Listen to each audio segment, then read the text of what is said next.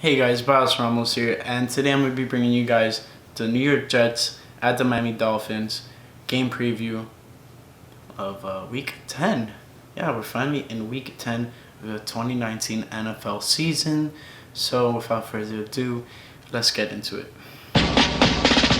Miami has the Dolphins, the greatest football team.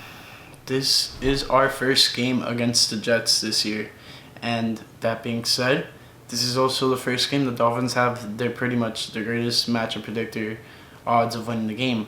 They have the New York Jets at 57.8. Meanwhile, Miami Dolphins are at 41.8.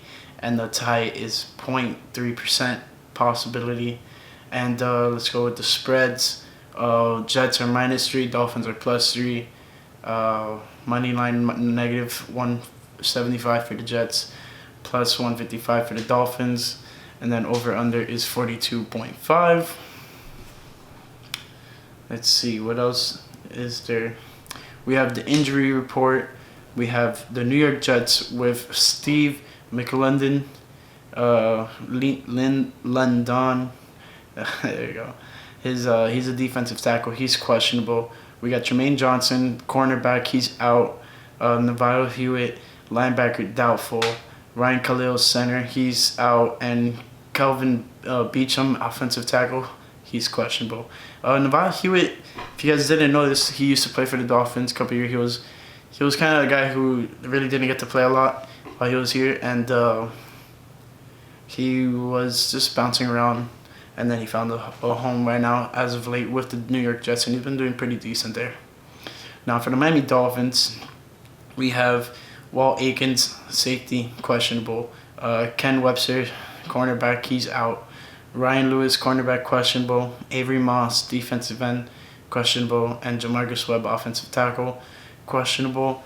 And Xavier Howard to the IR. I totally forgot to mention that during the game picks. And not only that, what else? The free agency deadline video. So, yeah, there's that. So, when you look at both of these teams, they're pretty much even on what they've been doing so far on the year, just like points and schemes stuff wise. I wouldn't say dead even, but they're pretty close. The Jets are scoring an average of 11.1 points a game. Dolphins are averaging 11 points allowed per game. Jets are allowing 26.4. Dolphins 34. Total yards, Jets 240.4. Meanwhile, Dolphins are averaging 276.3. And then yards allowed, Jets are allowing 365.4 and Dolphins 421.1. The Jets only have one win compared to the Dolphins 0 wins. So Jets are 1-6, Dolphins are 0-7. Whew. This is not going to be a very entertaining game. Well, it most likely will. And believe it or not, Dolphins actually might get the win, which is going to be pretty depressing if we do. Especially since the Jets will have the same record as us after, and we'll be ahead of them. And then let's say we go on the same rate for the rest of the regular season, and we'll be behind them in the draft order. Yeah, so I mean, you don't want the Dolphins to win this game. If you are all in on us getting an early draft pick, yada yada yada. So yeah, there's that. So these are some things I think the Dolphins should do in order to fulfill their chances of getting a win this week. So first thing is to run the ball. Mark Walton, Kalen Ballage, Patrick Laird, whoever else you want to run the ball with, especially since we got shipped out Kenyon Drake and he had a monstrous game for the Cardinals the first game. Even though he couldn't help them get the win, he almost did. Yeah, and then not only that, just protect Ryan Fitzpatrick in the pocket because he was getting obliterated against the Steelers. And given the Steelers has a great defense compared to what the Jets are going to probably bring at us, but the Jets do have some key pieces on defense. C.J. Mosley was one of their key new offensive additions. It's definitely going to be a big help with Jermaine Johnson now. He's a pretty good corner, but as of late, he hasn't really been doing much for the Jets. Yeah. Next, we need to get pressure on Sam Darnold. Sam Darnold was seeing ghosts when he was playing the Patriots, and let's hope the Miami Dolphins can reenact that in a sense, and hopefully that's the case. I hope the Dolphins can really pressure Sam Darnold into making bad reads and just throwing the ball in the wrong places. Le'Veon Bell. The Steelers made a call for him, trying to get him back to Pittsburgh, but that couldn't happen before the trade deadline.